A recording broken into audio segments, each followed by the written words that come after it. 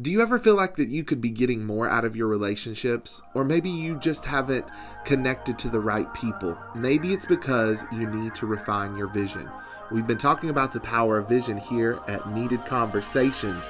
So stay tuned because we've got a lot of power principles to give you. Yes.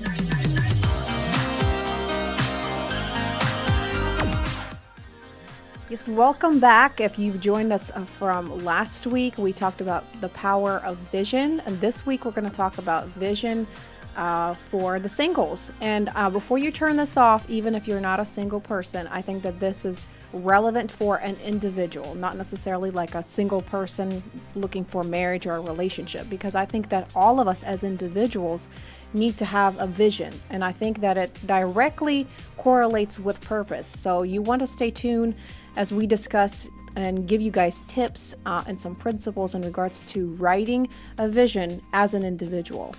Just to recap a little bit and to move into today's topic, when you have a vision, it really gives you the confidence to say no to things that don't align with your purpose. And so many of us are yes people. I know that I found myself in the people-pleasing category at certain seasons of my life. But really, when I got a vision for my life, it really helped bring the right boundaries in and really dictated to which relationships will be beneficial and which relationships really bog you down. And that's especially true if you're single and you're hoping to be married. If you don't have a vision for your life, then who you get married to is really inconsequential. Right? And then when you do find that point of frustration and you finally decide what you want to do with your life, you may end up looking at that partner and saying, how is this going to work? And so that's why it's so important, if you're single right now, that you understand who you are in Christ, that you write a vision for your life that is so clear, that that vision in and of itself is the repellent to detour all of the people who just don't qualify. Yes. They might be good people, but does your vision align with theirs? Does your purpose run parallel with theirs?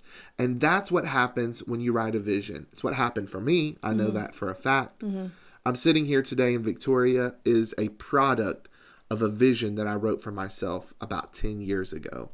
And when we first started dating, I actually talked to her about that vision. And then when we got engaged, I remember her coming over to my house, which was also a manifestation of my he vision. actually has a scrapbook with pictures. Of course, not a picture of a potential spouse, but like a potential car that he wanted at that time and like a house. And the first house that he bought, which we moved in, or I moved in once we got married, that was his first buy, was exactly what he written in the vision. So it was pretty incredible to see even just him putting out visuals. He may have had it in his mind, but just to know that, he created that vision and he wrote the stuff out, but also seeing it in pictures and coming it to pass was really, really cool.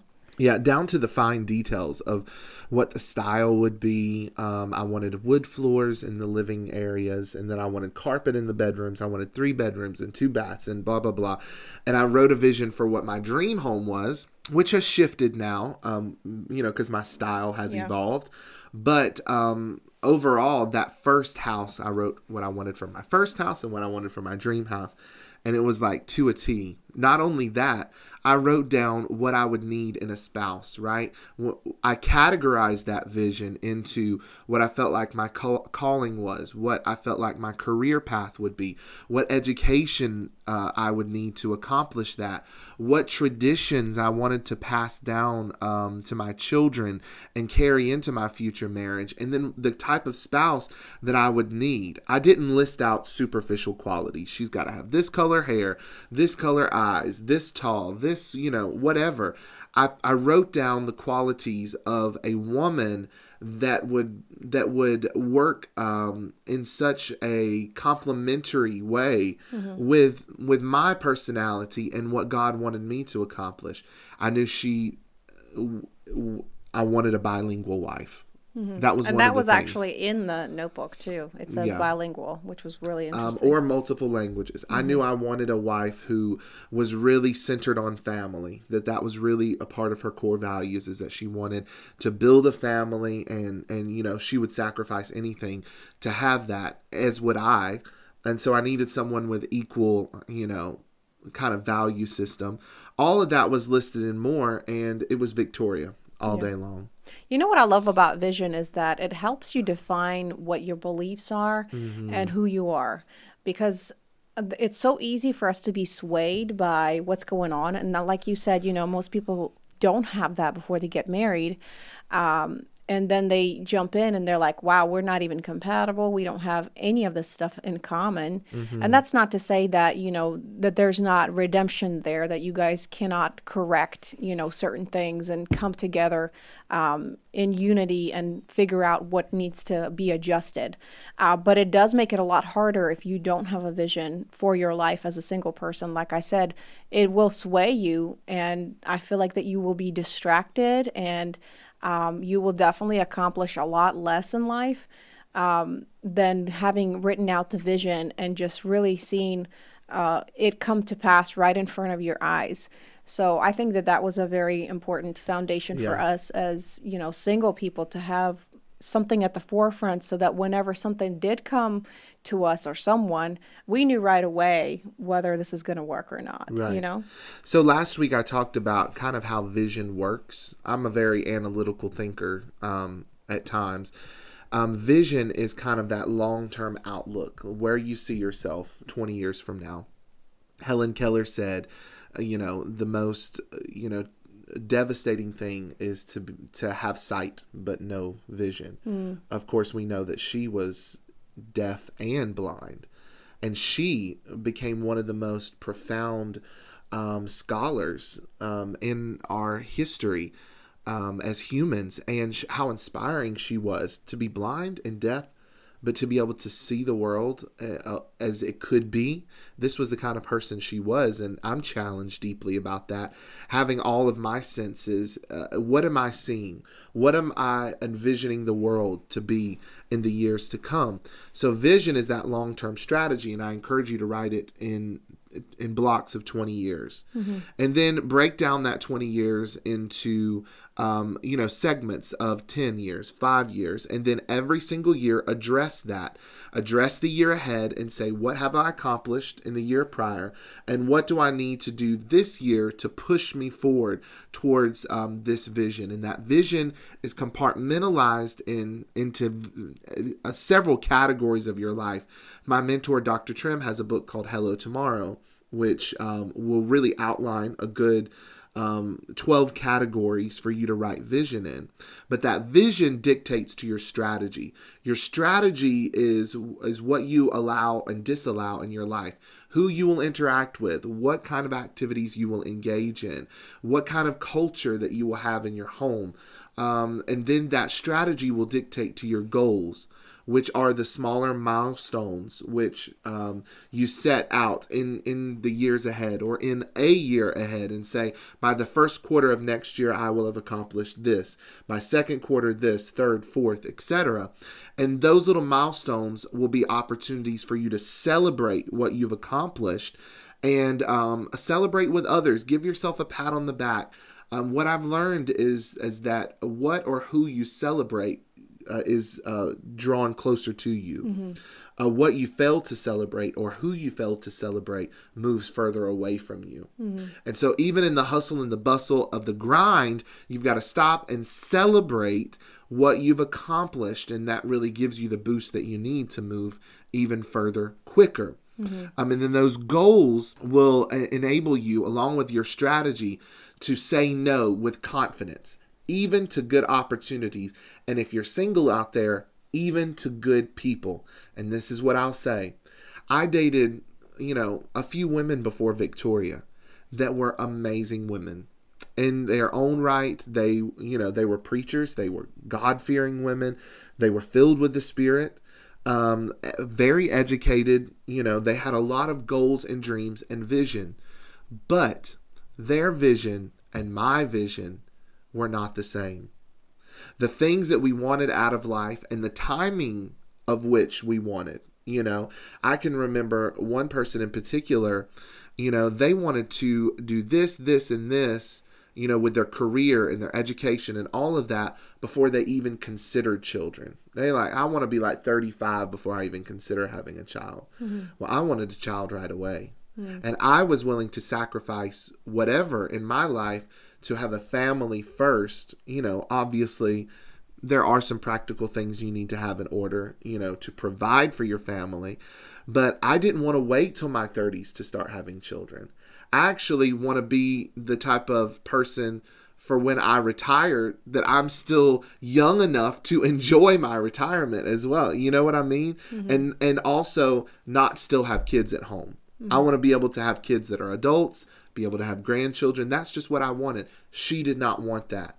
That, along with several other things that were indicators based on the vision that I had, allowed me to put the brakes on that relationship with confidence and not cross the physical boundaries, that so many people cross that makes them blinded to everything that we're talking about here. And I was able to put the brakes on that relationship and walk away. Mm-hmm. And if I wouldn't have walked away from that relationship, I would be miserable. I would have never met Victoria. I wouldn't be where I am today. And it all has to do with the power of vision. And me saying, this is the kind of woman that I need. These are the values she has to have. These are the vision similarities that we need in order for this relationship to work. Yeah, I agree. I mean, you have to really know, your purpose and what you're called to do. And that will, in turn, will give you the conversation that you ought to have, even, when you are in the field and you're having relationships and friendships and you're possibly trying to find a potential spouse, instead of going into dating and you're serious, but you don't know what questions to ask. And that's a scary place to be, because then, whatever the relationship is, it's like you're either going to settle or, you're going to be scared and you're going to back out of it. So it's very important to define what it is that you want in life, so that whenever you make those big steps, because marriage is a very big step. It's one of the biggest steps that you will make. The person that you really connect yourself for life is a very, very important step. And I think that it shouldn't be approached lightly. And that's just one of the things that you can do as a single person to really help you just clear out through the noise, mm-hmm. to really define what you want out of life, what you want to accomplish. And guess what? There's not a lid. Like, you don't have to put your life on hold as a single person. Right. You can do so many things. A lot of people think that that's the next step, is for them to get married or mm-hmm. to find a spouse. And so they just sit there and wait when, you can go to school. It's a lot easier to go to school when you're, single and you don't have children, or you don't have that financial burden of feeling like you got to, provide for your family, or you have to put these things first. We've experienced it ourselves, even though Ryan was already in school when we first got married. It's still a lot harder because there's things that have to shift. There's a lot of sacrificing that goes on. So you can get a career going. You can volunteer. You can go to conferences. You can meet some incredible people. So you don't have to stop your life so that you can wait for that next to happen to you. It's like, create your life, And, there's a lot that I want to say here, just thinking about on my own experience. Marriage is not a goal. Mm. It's not something that you check off of a list. But marriage is a part of your strategy, because you're going to partner with someone to fulfill a greater mission together that you would otherwise not be able to accomplish by yourself. And while you're single, you're going to be building all of these, this arsenal of tools that you're going to carry into that partnership, whether that be your education, whether that be disciplining your life, creating routines, buying your first house, paying off debt. You've got all of this time at your disposal, and you really don't know how much time you have until you do get married, mm-hmm. and then you have children, and then you've got all of these responsibilities. Now is the time for you to build up your muscles, your strength, so that when you step into that relationship, you will be able to bring a lot to the table. It's not something you check off of a list. because then you're going to end up in a failed relationship because you don't understand that this is a lifetime partnership that takes intentionality, that we work together constantly to accomplish a greater mission. You're going to be off on your own trying to do your own thing. If you don't have some level of commonality, it's just not going to work. Yeah, I feel like, I didn't have the same kind of a vision, I guess, for my life as you did. And that's the beauty of it, is even when you do come together, it's not like you lose your individuality or your dreams are all now on hold and you can't accomplish things. Like And let's explain that a little bit. Yeah, because I present, like when we write our vision, I present things that I want to accomplish. And then Ryan presents what he wants to accomplish. And then we come together, which we'll talk about in the next episode. But I just wanted to really, I feel like a lot of females out there, especially the younger generation, don't feel like they want to be tied down or bogged down by a family. And I think that family is the most important work, not regardless of what it looks like. Even if you're a career woman, or you're the one that's getting paid more in the household, or you're the one who's running a business, I think that there's power in being a nurturer.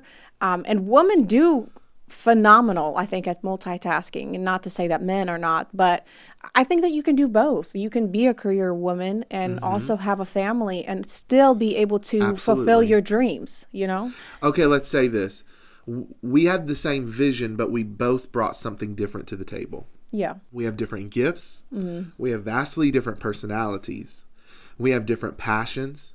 We both wanted ministry and family, but we both had a different thing that we were bringing to the equation, if that makes sense. Yeah. And that's so important to understand, is that what brings us together are those core elements of family, of discipling others, of building a business, financial freedom, and leaving an inheritance to our children. Those are the things that kind of keep us glued together. But when it comes down to it, I'm going to stand on the stage with a microphone and preach. She just doesn't have that passion. Right. I feel like I'm better. I'm really well with like one-on-one people, relationships. And I am his eyes in the back of his head. So I see things that he does not see. And that's our partnership together is, I hear people say being equally yoked. And I feel like that they misuse this phrase so often, because I feel like that sometimes in our mind we just want to be selfish, and we think that if a person is going to be connected to us in some way, they have to push our dreams forward. And guess what? When you're in a partnership, there are times when some things may be set on the side for just a time being, while something is in progress. For example, like we started having children, but it doesn't mean that that one person's dream is put at the forefront above somebody else. I think we submit to one another, and we both are under mission, and we both try to push each other in what our purpose and our calling is for our life. And that's the beauty of this partnership. Like when we sat down and wrote out our vision for this year, we have a family vision, and then we have individual visions. And that really helps us to clarify as individuals how we can help one another, know? I can say, okay, Victoria wants, and she has this lifestyle business that she is growing. And I could say, I can contribute here. I can help you with technology because I'm really good at technology. And I can really help you with the creative and branding.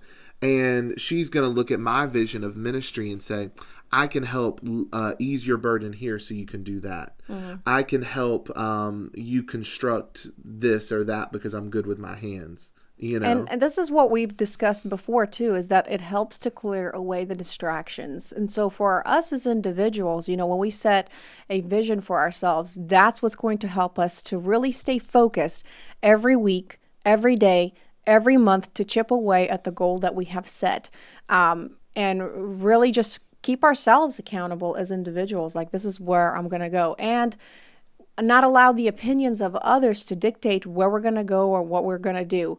I've heard one motivational speaker, and that kind of really freed me up, is that a lot of people are afraid to say, no, I have something on calendar. Even if it says, if you put down on the calendar that every single day, like at 6 o'clock in the morning, you go work out.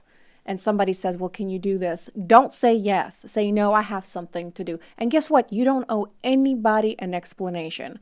I think that's something that really has been irking me these past few years, is that people always feel like they have to explain themselves why they're doing what they're doing. You All don't you have owe to it. do is say, I have a Just meeting. say, I just have a meeting. Or, Even yeah, if it's I have a meeting with myself. yourself. Yeah, exactly. Put yourself on the calendar, because you're very important as well. You have to take care of yourself. That is especially true when you start moving into independent financial living. And I say entrepreneurship, starting a business, working for yourself, which is the dream of so many people, is that you are going to have to start making your calendar a priority in as much as you make others. Yeah, and we're not saying not to network with people, but I think when you have a vision, you'll know exactly who to network with. That you have or who to say no undistracted to. time Yeah, as well. absolutely, yeah. Yeah. And so when it comes to your future marriage, or if you're married out there, you're going to have to negotiate with one another. Like there were several years there that I had to go to school. Because that was what was needed for my career path. And so I went to school, and she picked up some slack in other areas. And then when I accomplished school, now, I'm allowing her to do this or this while I take care of some, other things. And we balance with the business needs and the ministry. It's a push and pull kind of situation, but it's something that has to be negotiated every single year, where I look at what we're doing together, what we're accomplishing separately, and helping each other to fill in all the gaps. So if you're single, right now is a good opportunity for you to be able to stretch out your wings and fly. Even Paul talks about it, that when you become married, your first priority will be that other person. And there are going to be compromises that you have to make, even in the best of situations. We're talking about negotiating here. So you need to know that going into marriage, that there are going to be some things I have to negotiate with. And right now, as a single person, you have the liberty to do what you want, when you want to do it, and just allow the Holy Spirit to be the one to set your daily agenda. Anything else you want to add to that? Yeah, and this is something that we teach, in our dating and singles course, or engaged people on our courses. Our 90-day mentorship program called I Love You More, Most, and Forever is the fact that when you come to a place when you're content with yourself, and I feel like that vision for individuals is the place where you can get to that place where you don't longer feel like this is your next step and this is what you need to do. I feel like both of us had that sense as well. And I told numerous of the females that always ask me, like, how do you know, or when is it going to come my way? And I said, it's really when in your heart, you really are fulfilled with your own selves. Not just you verbally saying, yeah, I'm fulfilled and I'm just ready for the next time. No, you're really content. And that was the year I was really content. Just me, God, and what I was doing with my life, in my volunteer work and everything that I was getting myself involved with. And guess what? It came so quick. We went on a date like in February. We were engaged in April. We were married in October. So it will come right quick. And God will, I feel like, connect you with the right people when you really take the time to, get amidst other groups of people. I think one of the things that we hear a lot, and I know it's due to COVID-19, there are restrictions when it comes to socializing. I feel like that they're having a hard time, finding good people, even like in church. And that's one thing that we, recommend is, change up your routine, get around other people, do other things that you're not maybe comfortable with doing. Step out and of maybe that comfort you'll zone, meet that person. Maybe it's in the grocery store. Maybe it's at the gas station, don't just stick to your routine. But at the end of the day, you have to get to a place where you're content with yourself. And I feel like that the next will come, when God sees that you are fit and ready, to move into that season. This is one of the most important parts of the dating process. In my book, I talk about the outer court, which deals with the spiritual qualifications. Are they saved? Do they have a passion for the things of God in the same way that you do? And then what are their core values? But when you move into the inner court, you have the candelabra, which speaks to vision. You have the table of showbread, which speaks to routines, traditions, habits. and you have the altar of incense, which speaks to communication. Those are the matters of your soul. How you communicate, where you see yourself going with your life, shining light on the dark places of your heart, and then exposing the weaknesses of your routines and also some of the toxic traditions that are going on in your family, and saying, no, this is the kind of life I want to lead. Exposing that in the dating process is going to really determine whether or not you move forward into the most holy place, which is the place of covenant. And all of this should happen before you get physical. Once you get physical, those sensory mechanisms within your brain to be able to spot those red flags are going to be muted. And you have to keep those sensory signals open to be able to recognize, oh my gosh, this person wants something different out of life than I do. Even though I find them attractive, even though there's quote unquote chemistry there, that those little feelings are going to come and go like the waves in the ocean, we always say. The tide rolls in at seasons, the tide rolls out in season, and what's going to keep you really stuck like glue to that person is your relationship with Christ, number one. That's the outer court. And that inner court, which is having a common vision for your life, what you want to do. And it all comes down to purpose. And I want to throw this out as a little freebie to everybody. Purpose deals with, a people that you're called to serve, a problem that you're called to solve, a passion you're called to pursue, and a place that you're called to do it. And if you can settle on those P words right there, your eyes will be opened to, okay, this is why I was born. This is why God placed me here on the earth during this season. And I had to be born now than in any other time in history, because this is the people I'm called to serve. This is the problems I'm called to solve. This is the passion that I'm called to pursue. And this is the place that I'm going to do it.